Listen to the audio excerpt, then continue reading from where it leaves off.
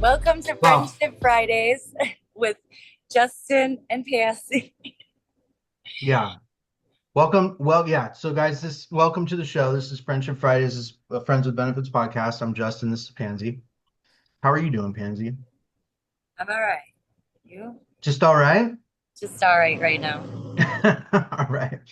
Well, yeah. You probably heard, for those who are on the live, you probably heard me having a conversation with some magical voice off camera, and that's a good friend of ours. I'm excited to bring him up here, and we'll bring him up in just a minute. But I did want to kind of touch on something here in the first beginning part of this show, and that is like, why does anyone want to watch us? Why does anyone want to come here and listen to Pansy and Justin talk about real estate, business, or any of the other stuff we talk about? And I think it's important for anyone who's watching to understand, because the reason is because we've been through this process now for multiple years, and we've gotten we got the scars to prove it, and we're still going through it, and we're documenting our journey. And if anyone can find value in it, um, that's amazing. But And we're introducing you to friends that are in the business that that's are right. eating, you know, That's right. anyways. So that's why you want to really watch us for our friends. Yeah, I mean, well, for the knowledge, for the relationships, for the networking, and for the relationships. So we're doing something similar to another friend of ours, JJ Zizian, but we give people the ability to jump in here. We market this. We're we're getting better at marketing it. I'll just say that. But we give people the option to jump in here and take part and ask questions and meet some of the people that are going to be coming in here. So that's the other benefit to this. And for those of you watching on the live or watching afterwards, come check out our Facebook group. It's Friends with Benefits Community Facebook group. I'll put a link to everything that we talk about on here. I'm going to put a link to, for all the folks that we talk to, guests that we talk to. I'll put links to so you guys can reach out to them. Um, but yeah, come in here, join us, and join the conversation. So I just wanted to put that out there. And so, with no further ado, I'm going to introduce this gentleman. He's a rock star in the sub two community and just in general. Special. He's an engineer, right? Super technical, super smart guy, and he's been in this game for a while now himself, and has, with his partner Mitch, has built himself a little empire. So I want to bring him up right now. Richard Knowles, how are you What's- doing, sir? I'm doing great, man. Doing great. Happy Friday. Happy Friday, guys. Happy Happy Friday, Friday. man. Thank you for being here with us, man. Means a Good to be lot. here. Um, so for the folks that don't know you, for those who haven't seen you speak, or haven't, seen what you do, give us a little breakdown. Tell us, one, like, introduce yourself, tell us where you're at, and maybe a little bit about how you got started. Yeah, absolutely. Yeah. So my name is Richard Knowles. I've been in real estate since 2018. I'm originally from New York and New Jersey. Moved out to LA. I live in LA now. Been here since 2017. Love it out here. West Coast to Best Coast, in my opinion. Even though the East Coast has better food, Agreed. uh, I just love the weather here. And I do have a software engineering background. I have very strict parents. My mom is Jamaican, so Jamaican can be very strict. When I got home from school, go straight to homework. Actually, at curfew at 4 p.m., believe it or not, 4 p.m. Wow. Really? So that, yeah, so I had to be home by 4 p.m. and get to work, get to my homework. And my parents would check my homework even in high school, checking my homework in high school, all that stuff. So they raised me very well. So I went to Wow. college, got engineering, and got some great jobs as an engineer, working for big companies like ESPN, Disney. So, Yeah, you've had a uh, really good career. You've had an amazing career. And by the way, my parents, we had to be home when the street lights came on, which was about 5:30, roughly 5:30. So, Yeah. us too. So, yeah. And so yeah, let me ask you, like, when did you decide you wanted to get into tech and get into engineering? my mom was actually an engineer herself. She Oh, was a nice. software, and I love building things. I've always loved building things when I was younger, whether it be Legos or, building blocks, whatever it may be. And, Mhm. when technology was pretty hot, right around that time when I was growing up, and in computer science, computer engineering, Yeah, and I knew that it was a great opportunity for me to go into that field, make good money, also have flexibility to be on the computer, working from anywhere for the most part, on a laptop, basically. And like I said, I love building products. I love building things, uh, building software or something like that. So, yeah, but yes, yeah. So I started, getting jobs as an engineer and making really good money, multiple six figures. But I realized that it's active income, right? I want to retire at some point. I want to build wealth for my family, for my son. yeah. So real estate was the first thing that came to mind to build generational wealth. So 2018, I started doing private lending with the money I'm making from my tech jobs, and also got into Airbnb, and then creative finance and wholesale, which we can get into later. But that, in a nutshell, that's my job. Yeah. Yeah, Yeah. that's amazing. So now you were doing this in 2018. So you were starting to get into this well before Pace Morby and Sub 2, before you met or knew who Pace was and before you got into the Sub 2 community, right? I didn't know. I found out about Pace, I want to say 2 weeks before I joined Sub 2. So I joined Sub Yeah. 2 community in May of 2020. So right after COVID hit, Mm. taking a shift in my Airbnb business because COVID was affecting that business, right? So I was jumping into something new, and I saw Pace on a podcast on Wholesale Hotline, I think it was at the time. Yeah. Yeah, he's an amazing teacher. So when I watched him for the first time, I'm like, wow, this guy's very smart. He's a very, very good storyteller. And I just started following him, and then found out that he had a mentorship program. And I was a little bit hesitant at first because I just found out about this guy, right? Yeah. But once I found out that it was a lifetime mentorship, I'm like, okay, I'll give it a shot. Yeah. And I one of the best decisions I've ever made. Being part of that community, and that's how I met you guys. And like my partner Oscar as well, in the office as well, and Mitch. It's a great community. I call everybody my brothers and sisters. So yeah, Yeah. Yeah, and so for those of you guys who don't know who Pace Morby is, for those of you guys who are watching, which I don't know, like crawl out from under a rock wherever you are, because if you don't know and you're in real estate, you're in investing, you need to know who he is.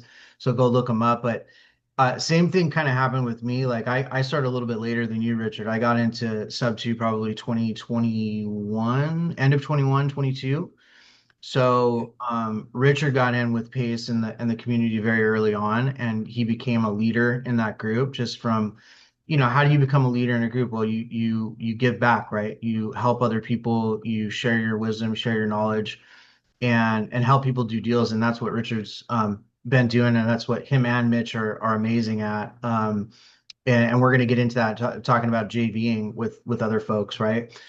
Um, so when you first got into Sub 2 and you started really like digging into the Sub 2 mentorship, which is really a lot of it's about creative finance, right? That's what Pace focuses on, but also acquisitions, right? yeah. What did you find yourself being drawn to most? Was it just the concept of Sub 2 and how you could implement that? Was that kind of the main thing for you?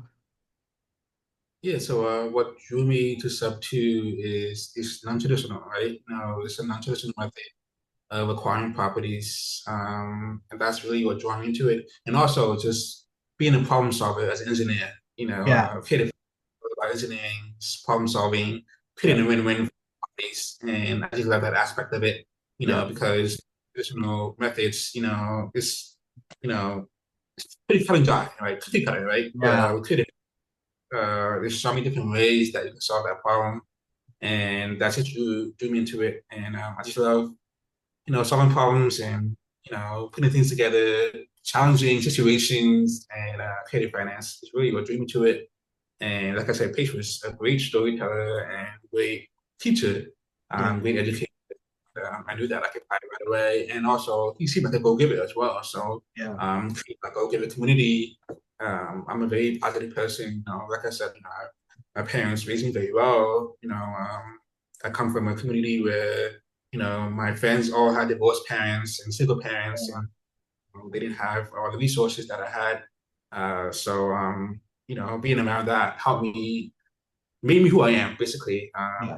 Just seeing what value I can provide to other people and how I can have a positive impact on the lives. And it's fulfilling for me. So sub two seems to have the same core values that I have. So that's really what drew me into sub two. Nice. Nice. Yeah. So real quick, I'm just gonna pause real quick. Megan, thank you for jumping in here, by the way. If you have questions for Richard, do you know how to raise your hand inside of Zoom? And actually, I don't even know. You probably don't even really need to do that. You can just kind of let us know in the chat, actually, since Megan knows how to use Zoom.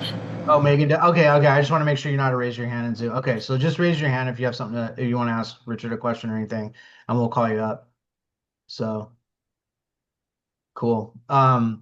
So yeah, Richard, I kind of wanted to get into this really quick with you, but when you met Mitch sort of early on, right? Was that kind of an early thing, or did that take you a little while to meet Rich, or to meet Mitch rather? Yeah, we met very early on. Rich and I were one of the first 100 people in sub two. Yeah, So our community, and Pace was on Zoom with us, pretty much every day at that time. super This is, jealous. yeah, before he blew up, Yeah, like he is now. Pace on yeah, a Zoom maybe once or twice a week now, maybe yeah, more than that. yeah, What I'm trying to say, we had a lot of time and Pace back then, yeah, and we were all, kind of chatting in the chat of the Zoom, stuff like that, and getting to know each other, other kind of stuff on the side.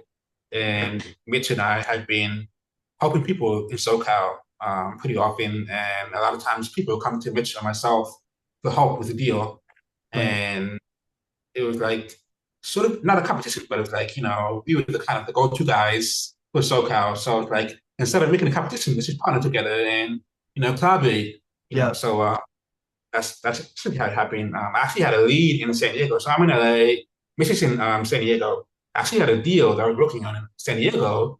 So I said, "Hey, Mitch, you want to come with me to that appointment?" And Mitch said, "Yeah, sure, no problem." And mind you, this is my appointment. This is a multi-million dollar property. It's like, I think like 6 or 7 acres, something like that. It was in wow. nursery.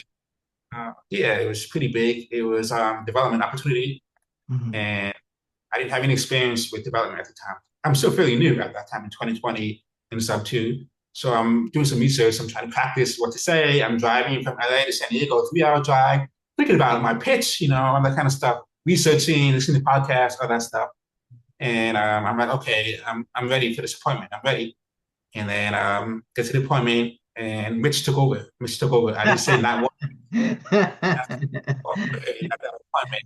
Yeah. They had a romance thing going on. Mitch took over. He did very well. He closed our deal, and I'm really sitting right between them and just talking, right in the middle. So That's I'm like, okay, yeah, okay, we got to work together, So we started collaborating, yeah, became partners. Back in I want to say January of 2021.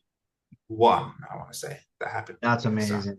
So was that is that legitimately like your first deal together? That was your first deal together, or That was the first deal that we worked on together. Yeah. Yeah. first So one that you was the first worked deal. on? Yeah. Sadly, we did not close that deal. That one. We did not close that one specifically.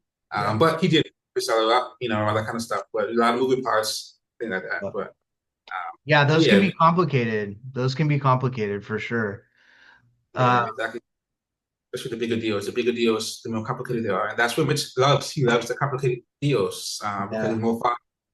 Yeah. And that's the big assignments. And one of the most complicated deals we did was actually in placement of his book.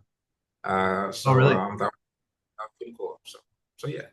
Interesting. I'd love to hear more about that, but we can, in fact, so let me ask you a quick question on that. When Mitch was closing that deal, what would you say your biggest takeaway was from that, listening to him close that deal? I would say the biggest takeaway is, partner with other people, collaborate, know your weaknesses. So at that time, my weakness was acquisitions because I was just Yeah. getting started in that space. Yeah. I have engineering, underwriting, back end, disposition type of background. and Mitch was more of a sales guy, more direct to seller, direct to agent type of guy. Yeah. And his weakness was technology and Back in. not very good at it, but technology was one of his weaknesses. And obviously that's one of my strengths. So it made a perfect match, like Batman and Robin, just partner That's together, perfect. Yeah, that's just together. perfect. Yeah, It's like yeah. a match So match made in heaven, right? Match made in heaven. yeah, Um, absolutely. Brother from another mother. Yeah, that's that's amazing. my guy. So, speaking of acquisitions, would you mind talking a little bit about what your and Mitch's sort of acquisition strategy looks like today, nowadays, given the fact that, especially today where the market is shifting so rapidly, Yep. depending on the market you're in, obviously. But what does that acquisition strategy look like for you guys? Yeah, yeah, absolutely. Yeah. So Mitch, Oscar, and I, we work together. So Oscar and I actually focus more on assisted living these days. So we'll focus on that. But as far as like, wholesaling, creative finance, we focus on agents and JVs, so joint ventures, Mhm. because we're in the space for so long. So we're getting a lot of people bringing us leads. So we're kind of collaborating with different people. So other people have their own marketing. Some people using AI. AI is obviously really hot right now. So I have some external partners that are, or JV partners, I should say, that are using AI in their marketing, and they generate the leads and they bring it to our team, and then we'll take it to the finish line, we'll close, because we had the experience with creative finance, right? So a lot of people, creative finance, is scary for them, right? Yeah, Because there's so much you want to ask, you're afraid to mess it up. It's not as simple as a cash deal, right? So yeah. um, we've been helping a lot of people with creative finance deals, consulting, joint ventures. So people actually bring us leads, and then we'll just take it to the underwrite it, do acquisitions and dispositions, even TC as well. So That's amazing. That's in amazing. business model right now, JVs more so because Oscar and I focus more on assisted living right now. So we're You trying said to, you said assisted living, right? Just for people who may not have heard that, assisted living is the main focus right now, right? For you guys. yeah, that's our Okay. focus right now. Yeah. But we're still wholesaling, we're still doing creative finance, consulting, JVs, anything like that. But as far as from an investor standpoint, I think that wholesaling is good to build capital, and Mhm. consulting as well, build active income, right? Build capital, right? You can get a big deal from a big assignment from one deal, right? For Yeah, for example, real. Hmm. it was supposed to close today. Actually, going to push back to Monday. We're making 140K off of one deal, right? So that's an assignment, 140K on one deal, right? So you can't really get that from a buy and hold property, right? That's going to take you, some time to get 140K off one deal of cash flow, Yeah. right? Of course, yes, absolutely, but as far as the buy and hold. So with assisted living, we're trying to work that out. I look at the board at the whiteboard right now. So, for example, for one property, we can make $426,000 a year off one Wow. property. Wow. For Yeah, so for So so you know what? I would love and I know your time's limited today, but I would love to have you back to talk just about assisted living because that's always fascinated me as a strategy. I know there's a Yeah, I lot of, had a question. oh, Yeah. go ahead, Pansy. Yeah. When you say assisted living, I wanted you to give a little more explanation because there are several different types of assisted living, correct? So, which is your focus? Mm, So in California, there's generally two different types of assisted living. One is residential care for the elderly, which is RCFE. That's typically for people who are age 60 and above.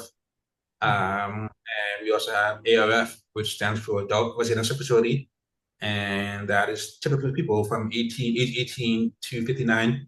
and those are typically people who have a disability, mental disability, or developmental disability. So right now, my partner Oscar, he's licensed for ARF, and we have a lot of partnership with people in ARF space, and he's actually going to be getting a CFE license as well. So to answer your question, Pansy, we focus on both actually. So ARF, typically you have a smaller community or smaller facility, 4 to 6 beds usually, with, and you can get about 12,000 per month per resident, which is amazing, right? But keep in mind that in this business is high payroll, right? You have to, have caregivers and things like that. So not like a co-living property, you don't have any management in the property. You actually have caregivers, people taking care of our residents. Yeah. So with RCFE, you can actually go to as many units as you want. You can have 100, you can have 200. You can buy a commercial facility and convert it to RCFE. With ALF and that's typically limits to about 4 to 6 for the Four to most part. six. Yeah. Yeah.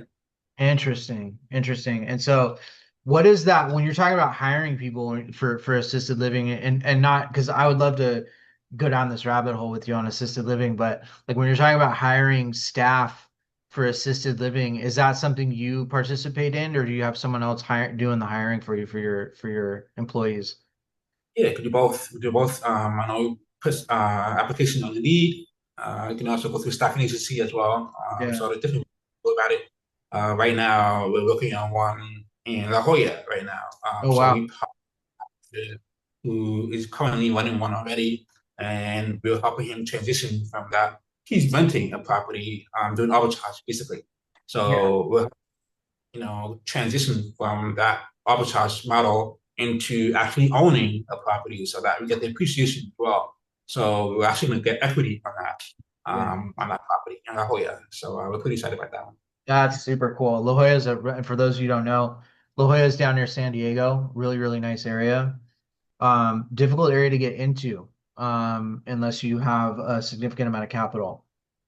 It depends on the deal, obviously. You can find deals in there that you can get into, but it's few and far between. So yeah, that's super exciting, man. Good for you guys. Um, so we were kind of talking about JVing. You got a lot of people kind of bringing you deals, and you kind of because you guys were go-givers, because you guys were putting yourself out there and helping people early on and having those conversations, what does your JV structure look like when someone like if someone like myself were to come to you with a potential deal, let's say I don't even have it under contract yet, right? So I'm sure there's gonna be a lot of people that have that question too. Say I don't even have it under contract yet. What does that look like for you guys when someone approaches you? Yeah, absolutely. Yeah. So, like I said, we help everyone from start to finish. We just ask that you have a conversation with the seller or agent first.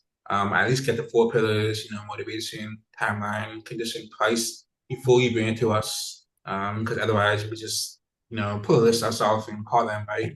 We want it to be a mutual long-term relationship, Hmm. not transactional. Right? We want to work together long term, and we want to help you and hold your hand all the way through to the finish line, right? So you have to help us help you, right? So that's all we ask for. At least get some information about the property, and then we'll actually hold your hand. So a lot of a lot of other wholesalers or other investors, they'll JV, but they don't actually share the recorded calls or actually walk you through the process, right? It's more so just send a lead in and then they do everything behind the scenes and then you get paid or they tell you, oh no, we're not going to work on this or whatever. Yeah. But no, we actually communicate through the whole process, right? Because we believe in helping people. We want you to, we like mentoring people, right? Yeah. So Yeah. instead of so instead of charging a membership fee, let's close deals together. Let's collaborate. Let's work together. It's more fun that way too. Way more Um, fun. Way more so that's fun. typically we do it. We do a 70-30 split. If you just submit a lead to us, 70-30 split. So we get 70, we get 30, and we do everything.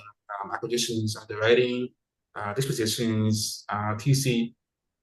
If you have it, and you get quarter calls. You can do a three-way call together as well with the seller or the agent. We even do a Zoom together to go over the underwriting process as well. So Wow. So you make sure it's some value that you get out of it as well. And And of course, if we have it under contract already, you just need help with this boat, then it's 50-50, we're going to buy it. We do have access to investor lift, car term mode, which I think is about 57,000 a year. yeah, So yeah, not cheap. It's not cheap. Yeah. not cheap. And that's the power of JVs, right? Collaboration. To be honest, we did not pay that. It's 57,000. We partnered with other, wholesalers, and we were able to make that happen. All right, so that's the power of JVs. Joint ventures, collaboration, and having a community, and kind of growing together.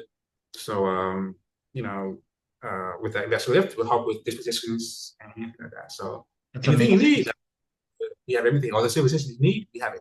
We're ready. Oh, and we got to get and for those of you who are watching, don't worry, we're gonna put Richard and Mitch's contact and links up so you guys can reach out to them for your if you have deals and you need help with deals. That's their amazing resource. So and I know because I when I was going through my challenges, I would call Richard. I still talk to Richard. I reach out to him anytime I have something on the table that looks like it might be a worth our time. Unfortunately for Richard and I, nothing has gone through yet, but it will. It's just a matter of time. So but it really he's speaking the truth. They're really, really helpful. And it's It just not, helped me a few times. yeah, Like more maybe a year, well, probably a couple years ago. yeah. You know, he was helping me out before. Yeah, Mitch is great. Mitch is awesome too. Both of them, and they really do like they want to help you. They want you to. It's not just about like doing one deal together. They want you to come back. They want to build a relationship and have you come back, but also they want you to understand what's going on, right? They want you to kind of have an understanding of the process. That's especially for engineers, because I know I'm an engineer and I have an engineering brain and I need to understand. It's like we have to understand the steps, right? And unfortunately, with real estate, sometimes you don't get to understand all the steps before you do something. You have to kind of jump in there and learn. Sort of like a good friend of mine put it like this. It's like jumping out of an airplane and trying to build an airplane while you're falling to the Yeah. ground, right? So, but they're really good at helping you build that airplane while you're falling to the ground. So let's put it, actually now you have some parachutes on and a couple of people helping you build the airplane on the way down, right? So it really helps out and it makes a big difference. So Thank you. is it most of the folks coming to you are most of the folks coming to you other wholesalers? Is that the primary demographic that you get? Yeah, most of them are wholesalers. Some are agents as well. We get a lot of agents as well come Oh, to that's us cool. Yeah. that you've told you before, right? Yeah. So before they see how you go through the process.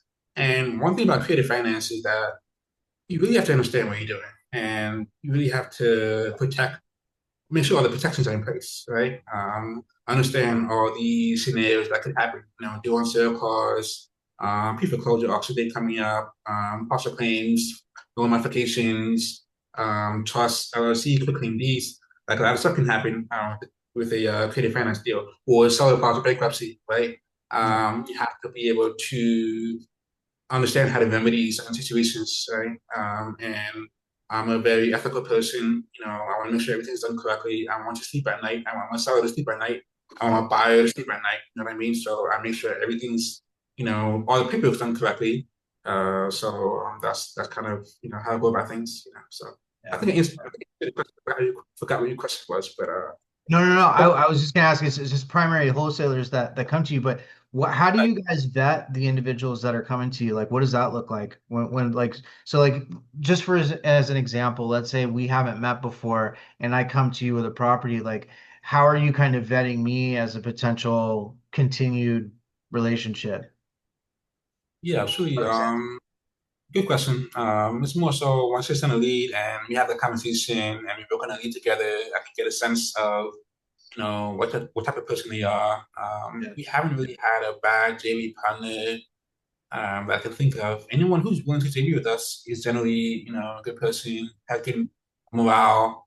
Don't get me wrong. I mean, there's bad apples out there, right? But I don't sure. think CVs, I don't think had a bad apple. I don't think that I can think of. But walking through the lead and go through the process, you can tell if someone has bad intentions. But, Yeah, yeah. I take that back. We did experience someone, who I guess was not who they seemed to be. Mm, And that's mm. what you see in any business really. Social media and all these kind of things. People pretend to be somebody that they're not. So we have to find out through somebody else that this guy is not really who he says he is. Yep. So thankfully, we have people out there protecting us. So my guardian angels, I guess I'd say. Yeah. That's a Yeah, must. Well, you got, and that's something for anyone watching too. Like, don't just trust that what somebody is telling you is the facts. You want to do Yeah. your own vetting. You want to do your own due diligence. Look at their social media. Check them out. If they say they're a buyer, ask to see a couple of their HUDs, right? And for those of you guys who don't know what HUDs are, um, you know, it's basically the HUD is the proof of ownership, right? Essentially, right? So let's talk about this really quick. Because I always ask folks this too. And when you're looking at a market, first of all, what markets are you guys focused on, or do you focus nationwide? We as far as buying for assisted living, we're focused in SoCal, here in SoCal, as Okay. far as wholesale and credit finance nationwide. Okay, Because like cool. we said, we have investor lift cartel mode, which is nationwide. We have over 6 million wide. So it just has to be in, a populated market. Prefer not to be in a rural area because time is very valuable, right? I mean, yes, if you send me a lead in, some farm, way out, way away from the city, Yeah. it's gonna be tough to move. Right? So the time spent trying to find that buyer for you, won't be efficient. All right? So we want to be efficient. So we always tell our JV partners if we think it's worth our time or not. We don't want to waste your time. So we're very upfront and very transparent. You know what I mean? So I to love answer your question, SoCal for our buy box and for JVs nationwide. love it. Love it. And how do you guys go about it? I think you sort of broke or you touched on that a little bit. Obviously, not rural. You want places in growing markets, places that have, some investor activity going on in them. Um, what are some points, some actual like for your buying, like where you guys are buying and holding? Obviously, your strategy is assisted living. How did you guys come to SoCal for that specifically? I'm curious. Yeah, absolutely. Yeah. Well, one, we live in SoCal. That's our backyard. So that's number one. Number two. So one reason why we got into assisted living is because we want to buy and hold properties. But Mhm. California, it's a very, tenant friendly market. It's not landlord friendly, right? So we don't want to buy rentals here. I think the only safe rental here would be short-term rental or midterm rentals, right? Even midterm rentals might be a little tricky because once they pass the 30 days, now they're considered a tenant, right? So they could squat in that house, so you could be losing money. So that's our biggest fear, right? Evictions and squatters. Yeah. So but it's something that cash flows very well, but also we don't have to worry about evictions and squatters. And assisted living and sober living also as well was two possible opportunities for us to focus on in Southern California. Yeah. And those hospital also has a medical background as well. So we chose assisted living, and I think it's perfect for SoCal. And SoCal is a high appreciating market. You buy a property, and 5, 10 years from now, it'll be worth a lot more. Yeah. So yeah, 100%. Yeah, 100%. Well, and I know like Oscar has that medical background, so that's a huge leg up because I know there's a lot of legalities when it comes to assisted living that you have to be aware of that you need to understand. And yeah, California being one of the trickiest states when it comes to just legal red tape for just about anything, can be a challenge. So that's really cool. So yeah, I would just say would you say it's probably a good idea if you're going to decide to get into assisted living to maybe partner with folks like yourself that have some experience in it first before you jump in on your own, trying to go yeah. into Yeah, yeah. absolutely. I recommend that for any business. Yes, obviously, Oscar is licensed already, and he's already doing consulting for assisted living. Mhm. So yeah, we can help you with real estate acquisitions, wholesaling, creative finance, dispositions, assisted living as well, even AI as well. We can help with that. So combined, we have a lot of or Mitch as well. He has development experience, multi-family experience. So combined between the three of us we provide a lot of value to you guys. Yeah. So Yes, so you do. yeah, yeah. I was Um, gonna say oh, go ahead. real quick. Any Mhm. business, I always recommend partnering with other people. Partner with someone who's already at the level that you want to be at. Right. Always do that. I've always done that in my career, Yep. and it really helps speed up your process, your success in a sense, because instead of starting from scratch, essentially, learn from someone who's already made the mistakes that you're about to make, and let them walk you through or hold your hand through the fire, right? And help you get there much faster, So I always recommend that. So everybody, no matter what business you're in, just find a mentor, find someone who's already doing it at a high level, and just see how you can provide value to that person. Because a lot of people will just reach out to someone and say, "Hey, can you help me?" But they're not providing any value. So I would say lead with value. What is your superpower? Like, come to them with something that you can help them with.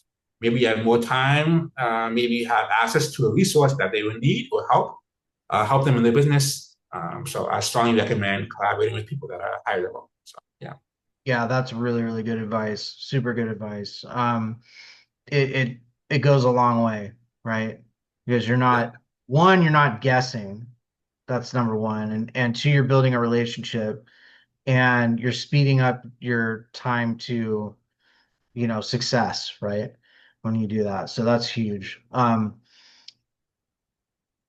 I know I'm kind of jumping around to a few different topics here, but I'm really interested in like because we want to talk about JV and what it's like when you work with other people and some of the benefits and challenges with it. But when you're in negotiations with someone, like with a wholesaler, for example, another wholesaler, what does that what does that look like? I think do you just tell them up front like, hey, look, if it's not under contract, it's a 70/30 just right across the board. Here's the JV contract. If you want to keep going, here's the JV contract. If not, no, no problem, no hurt feelings. And if you do have it under contract, this is what we expect, so 50/50, and here's the contract. Is that kind of how it works? And you just go from there? Yeah, that's how it works. In the beginning, we used to, be flexible, change our numbers depending on the person asking, things like that. For Sure. example, we partner with a very experienced wholesaler, very experienced. He's doing much better than I am, making multi-millions in wholesaling, but there's only cash. So he came to us to help with creative finance. So we were his creative finance department in a sense. Got it. I don't but yeah, it was great for us. So that split was obviously a little bit different because he's a big guy, he's a big goat. Yeah. But yeah, to answer the question now, we stick to the 70/30 split. If we don't have it in the contract, and 50/50 if you have it in the contract, and we basically, if they try to negotiate, you say, okay, no problem, you know, no problem, Yeah. that's it. They'll work with us Yeah. because our time is very valuable. Like we spend a lot of time, helping people. And a lead is not just one call. No. It's follow-ups. It's the going back and forth. Checking out the property, getting photos of the property. There's a lot that goes into a lead. Getting a lead on the contract. There's a lot that goes into it. Yeah. So we want to make sure it's worth our time. So now we don't negotiate. We do 70/30 or 50. And as a Yeah. matter of fact, we have a website so that we don't have to like explain ourselves. Like Yeah, I exactly. say, hey, go to creativeinvestors.com, check it out. And if you like what you see, submit a lead, and then we'll take it from there. We'll give you a call. So they can go on the website, they can see the JV splits, and if they don't like it, then they will submit it. So at least we're kind of delegating that conversation to the website. So they go to the website and they see all the terms, conditions, and they decide if they want to move forward. So it helps, save us time. Yeah, that's great. Now, and that's how it should be, quite honestly, because it is a lot of work. It is a lot of work. And like granted, if I bring you a deal and I've got it under contract, yeah, I put in a lot of work, but for you guys, bring it to you guys to help dispo it and do what you do. Dispo is not a one phone call thing either. And I've heard many times like, oh, if you have a good deal, the money will come.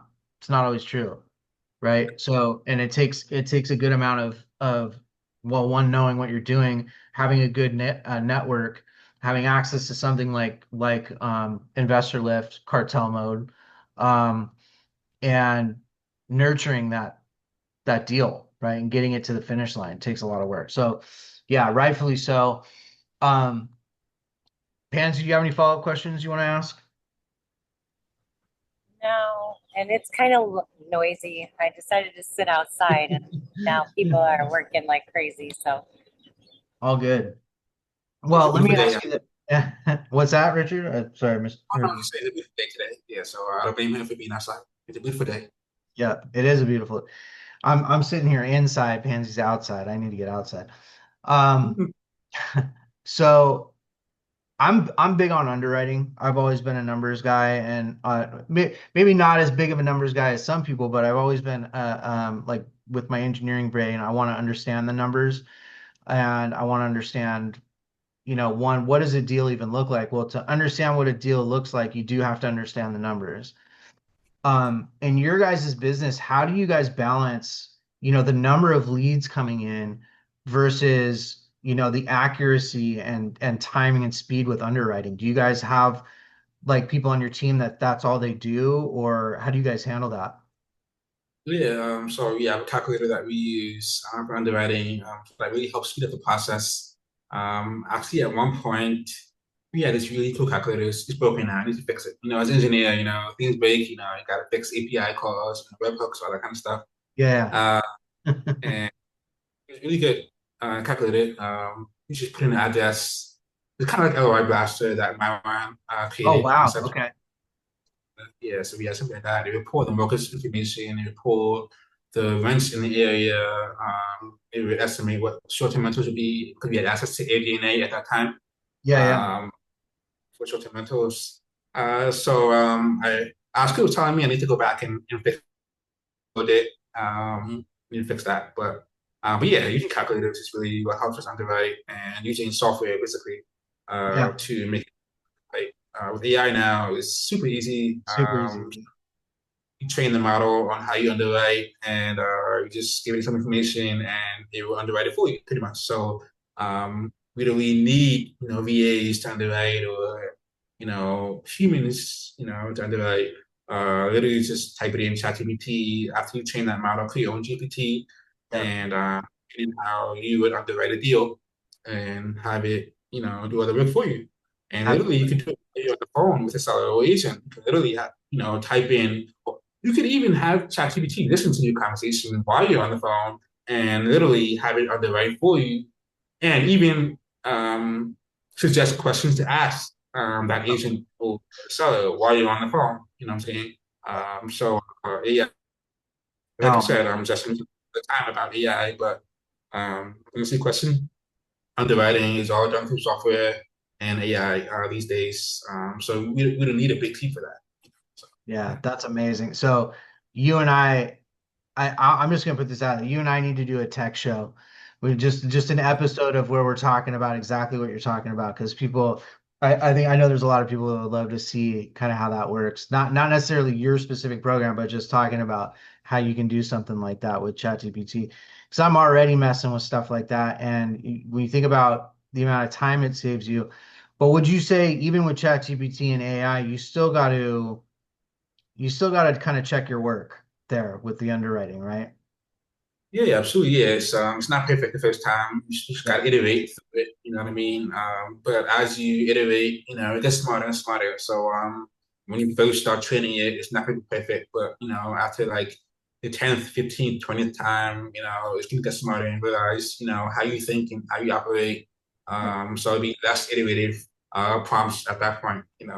But yes, you're right. I will still check it. And that I mean, other people in my team, and I check it, because they don't have a deep understanding. But me, as kind of the creative financing engineer, I'm definitely checking all the work.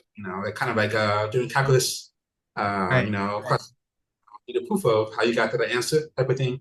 Right. But yeah, yeah, See, this is why you need a Richard Knowles on your team, okay? Just so you know. This is why you need someone like Richard who's got those integrator skills. And this goes beyond integration. This is, what Richard's talking about is a little bit deeper than integration, but it's yeah, that's amazing. So speaking of which, just a little quick follow-up to that. Like you mentioned Investor Lift, right? You mentioned ChatGPT. What's included in your tech stack for you? What do you guys use to help as far as your systems that has helped you kind of streamline your acquisition and JV process? Like maybe you could give us a rundown of some of those tools that you use. yeah, absolutely, yeah. So you go high level, that's our CRM, That's your customer acquisition. CRM, the GoDaddy Yeah, CRM. Hmm. high level.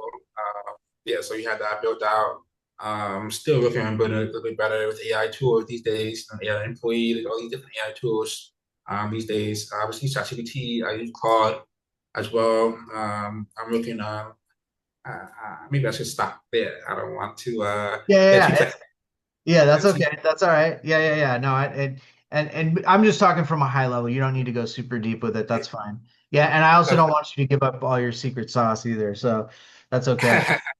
uh, yeah, I'll stop there. But yeah, also PropStream. Oh, no. Well, we use PropStream, but we also use countyrecordresearch.com to pull our Okay. lists for Okay. people codes.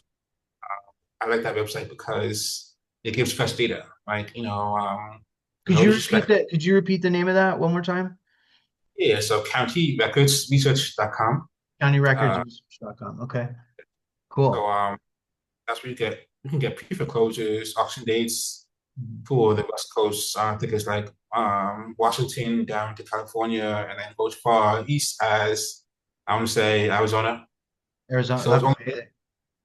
That's yeah, amazing. so it's only the states on the West Coast where they had the data for, but it's fresh data. Like today's Mhm. June 22nd, I can get notice of the false file today, literally today or even yesterday. So that's the best thing about countyrecordsresearch.com. And the website is a little bit clunky, a little bit, Windows 95. But the data is really all that matters. And any business data is extremely important to have good data, good accurate data. And County Records has that accurate data. They have people going to the courthouse, every single day, uploading it to their website, and it's just fresh data. Other websites, I'm not throwing any shade. Every website, every software has different pros and cons, but the biggest thing about County Records is that fresh data. I need that fresh data because I Yeah. want to be first to that people closing. Yeah, it So needs to yeah, be accurate, right? It needs to be up to date and accurate. You don't want to be calling on a property that's already foreclosed, right? And be talking to a seller that's already foreclosed. Yeah, 100%. Well, look, Richard, I know we're kind of getting to the end of it here, so I want to give you a little so folks who are on the call maybe some time to ask some questions and also just to say thank you for jumping on with us. Pansy, if you have any follow-up questions, obviously feel free to ask, but I really appreciate it. This has been really, really fun. And we need to do this again, man. I would love to pick your brain a little more on the chat GPT side. Love to see, how you guys are, kind of training some of your models and stuff like that, or even just do like a high level kind of walkthrough of how you can kind of build out your own sort of GPT underwriter, if you will. Something like that. I yeah, think would be pretty cool. Um, yeah. but Down yeah. for it. Yeah, and by the way, we also got to get Mitch on here, man. I gotta talk to. I haven't talked to Mitch in quite a while. I would really like to talk to Mitch again and get him on here. Get you guys both on here for crying out loud. Um, Yeah, yeah, yeah, yeah. He just got back from Italy. Actually, he was in Italy for about 3 weeks. yeah, Just got back, I think. So yeah, he probably just catch up on things. But yeah, it'd be good to have him. He's a great rapport builder. That's one thing about him. I don't know how he does it, man. He's so quick with the jokes and he's so quick, with the seller to get very personal in a sense, make them laugh and all those kind of things. I don't know how he does it, and yeah, so yeah, definitely get Mitch on the podcast. And, I'm yeah. sure he'd be happy to be on the podcast. So I yeah. would love to have him. Well, let me ask you this before I let you go, Richard.